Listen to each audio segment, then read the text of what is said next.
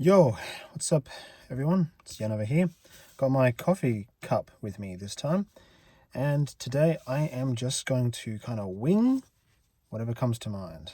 And I'm not even going to take breaks. I'm not even going to put pauses in the video because I want to get in the practice of talking about problems that we may be experiencing so that I can personally relate to these problems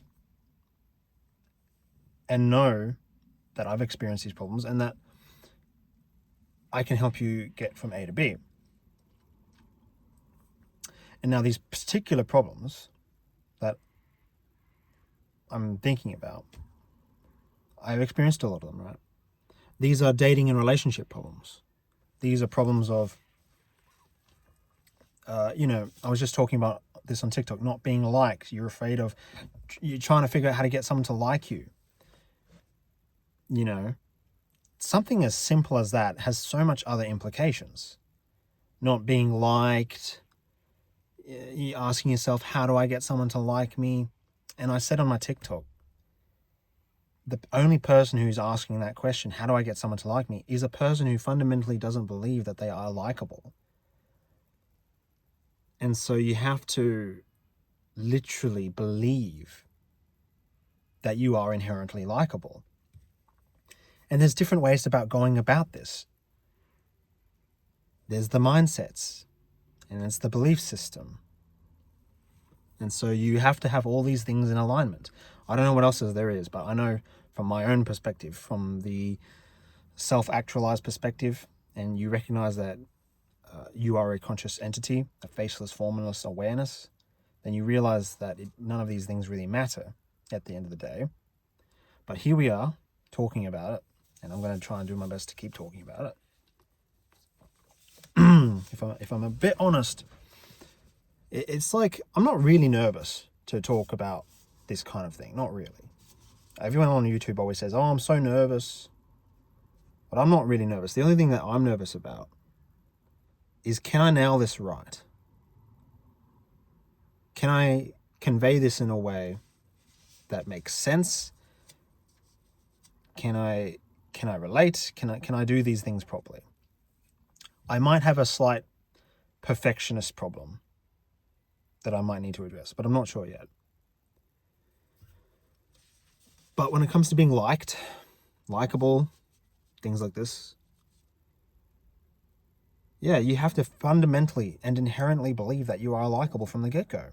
And you don't necessarily ask questions that reinforce this identity. Now, on the surface, you might not think that you're inherently unlikable or something like that. But it's the deeper underlying narrative. So I know myself, I might sort of argue on the surface if I was presented perhaps with a situation. And it's like, oh, no, that's not true. No, that's not true. It's like, I do believe I'm likable. Such a basic thing. And you try and resist it, especially if there's hard pushback. Someone is treating you like trash, maybe. And then, even worse, you might later beat yourself up thinking about it all day. You might go on long walks thinking about it. And you might do a bit of a hypervigilant response in trying to go out and about, meet new people, as a response for feeling the way that you do, to mask up that feeling of rejection and emptiness, absence, lack. These are things that I've experienced in the past. I don't necessarily identify with all these things anymore. I definitely don't want to allow these things to take hold anymore. They're long gone, dust in the past. Because what brings about these bad outcomes, these bad events, the circumstances, is that these feelings were already in our heart to begin with. And that's what causes the chaos and the circumstances to arise at all. And the events around us, naturally things just happen. Naturally, things just happen, but it's how we respond to them that sets the stage moving forward. And it only takes one linchpin to collapse an entire system. So you might say a particular word or a particular thing, and then all hell breaks loose. Violent situations are a prime example, where someone might say the subtlest wrong thing, get under someone's skin, and it's out the window from that point onward. You're either running at each other, running out the door, hitting walls, throwing plates, trading blows, neck holding, who knows what the hell's going on. I've experienced these things. And, I have great relationships with the people who we've tackled with, For the most part, not everyone. Family members were great, but, if it's just random people, no one really gives a shit.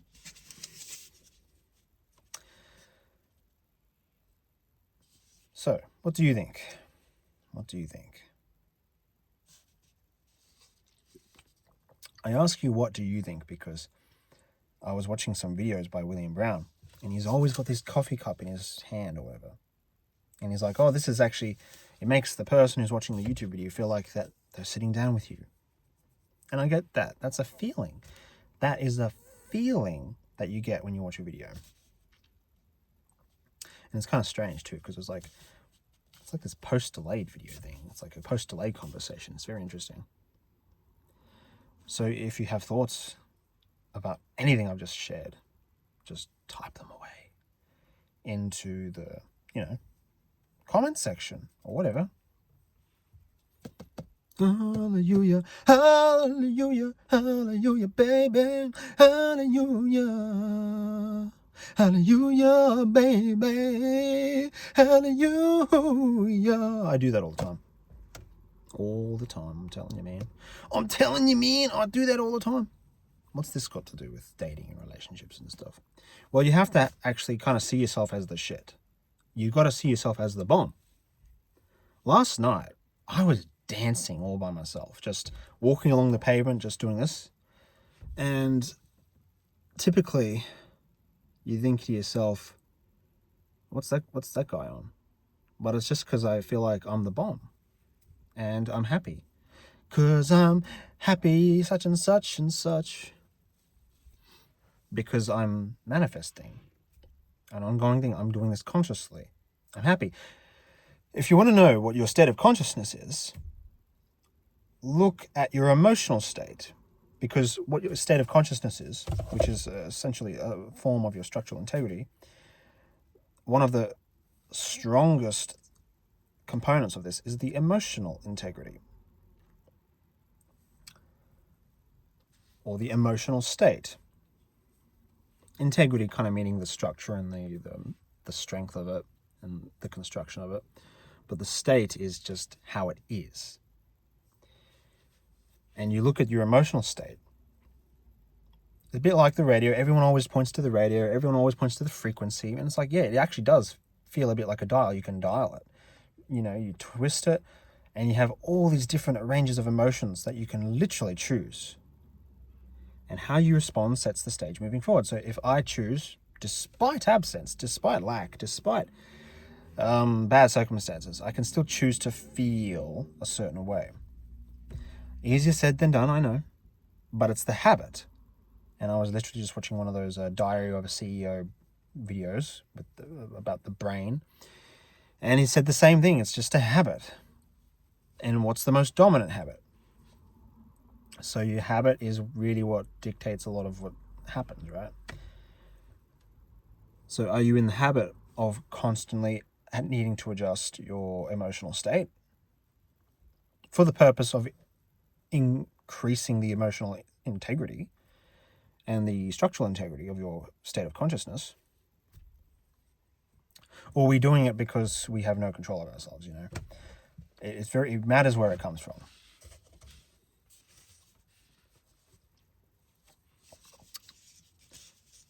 There is a dude outside my house right now where I'm staying at. The landlord actually I'm not a big fan of that. And I was wondering to myself, am I afraid of being seen by this guy? Am I like, it's just, I don't really feel like hanging out at my house when the landlord's there. I just don't feel like it. I suppose there's a neuro association attached to that, where it's like, oh, you know, I just don't really want to be seen, I suppose. I don't know if that's a fear of being seen. If it was a fear of being seen, I wouldn't be here. So it can't be that. But it's just like, I just don't feel like it. And feelings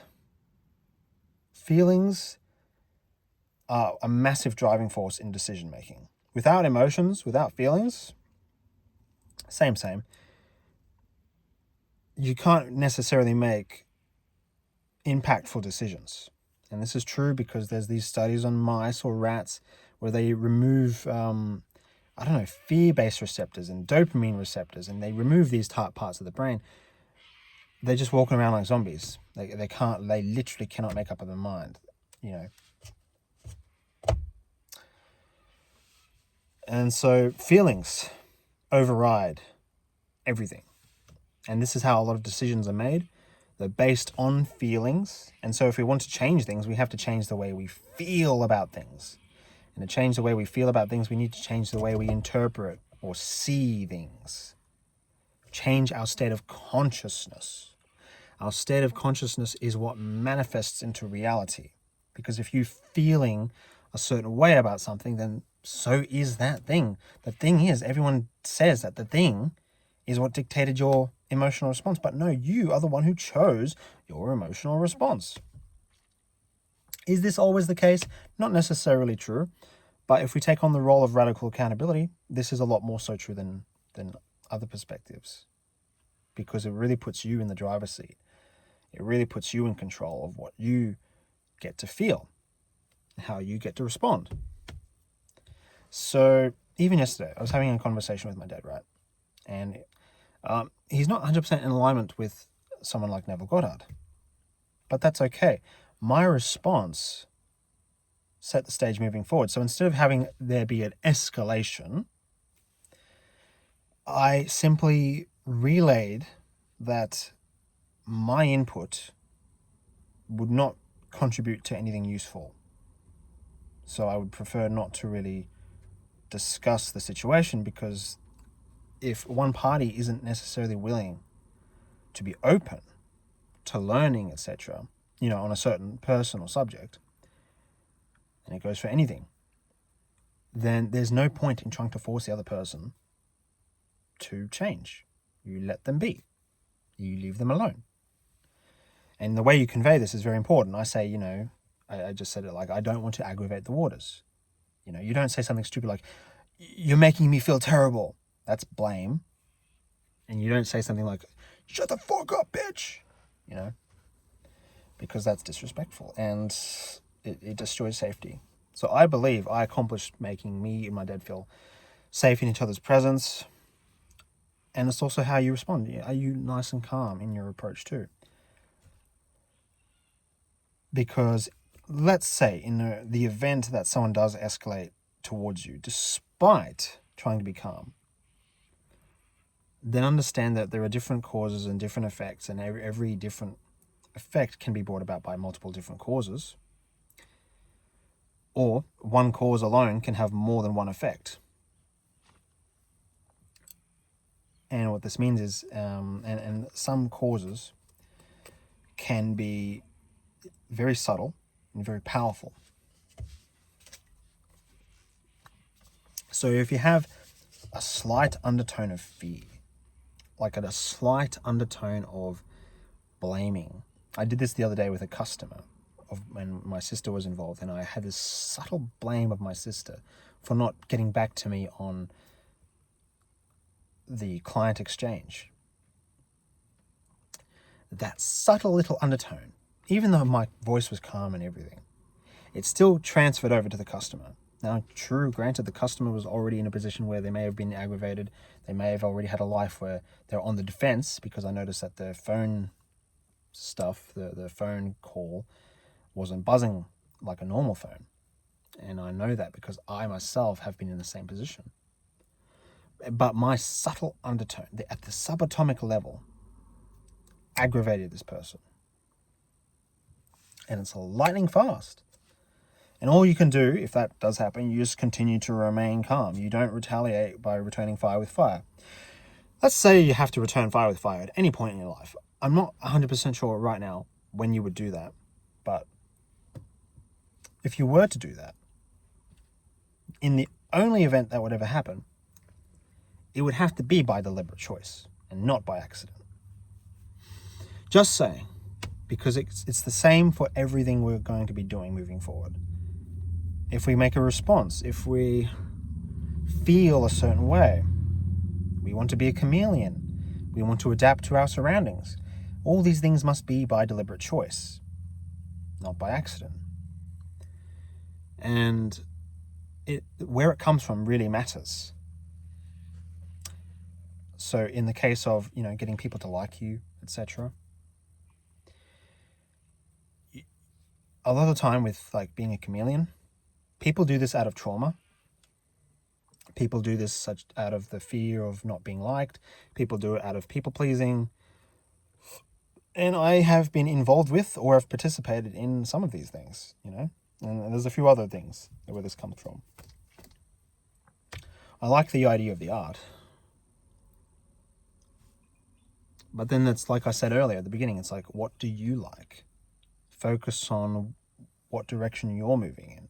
Because then if we're worried about what other people are thinking, are we concerned about what we're thinking? Do we even have a thought, a voice? You know what I'm saying? Jesus, it's getting a little warm in the car. What do you think? What do you think? Feel free to share your thoughts and opinions with me in the comment section below. Hallelujah, hallelujah. I really like watching, certain smart people. There's this woman I watch, she's got red hair. Crazy as that sounds, she also appears to be Christian. But she went through a bit of a bad breakup. Saw a little bit of the evidence. We don't really know the full story. When people share things online, it's not really the best thing to be doing. It's like yes and no. But I just thought it's interesting because she talks about the subtle things, the subatomic things that I really like listening to.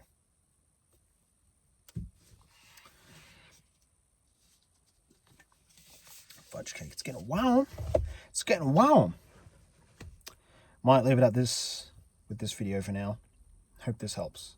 So if you enjoyed this video, please let me know. And if you feel like learning how to be more likable, right? Learning how to get a girlfriend or boyfriend. If you're a lass, you want a boy. You're a boy, you want a lass. I have a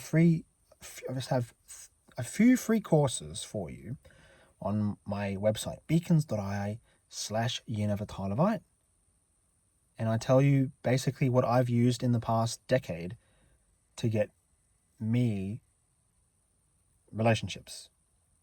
And if a relationship doesn't go well, it's because there's a violation in the framework. And that's what I explain. So check that out.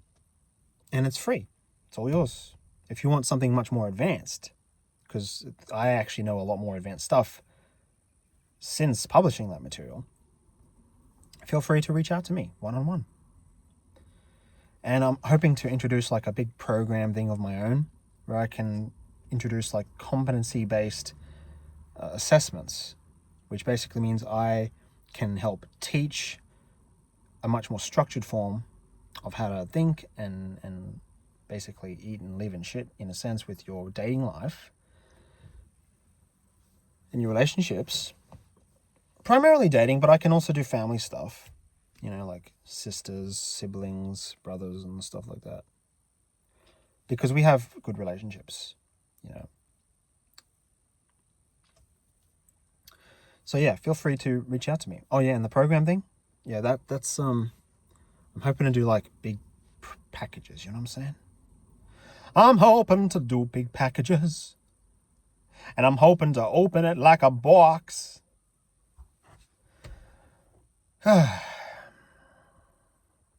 Toodaloo.